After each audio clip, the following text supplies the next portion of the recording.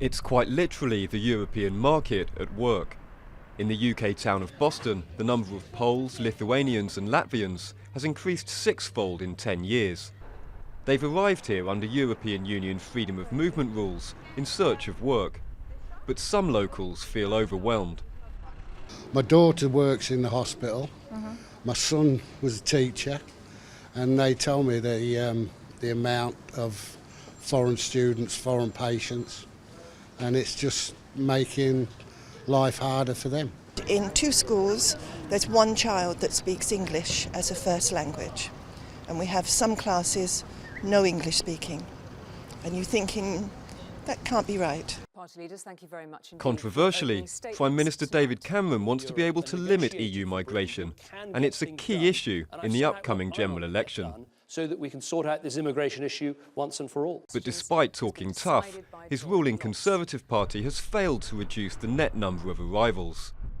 Much of the debate has been shaped by the rise of the anti-immigration UK Independence Party. Filling up for tomorrow afternoon for your meeting. Mass immigration, particularly from Eastern Europe, has had devastating effects on this particular area.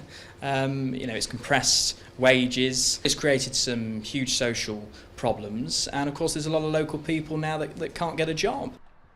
Dean Everett says he's apolitical, but his militant anti-immigration campaign shows the extremes of feeling among some of the townspeople.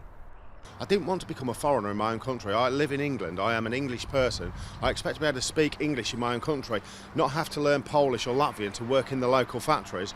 Campaigners say such fears are misplaced.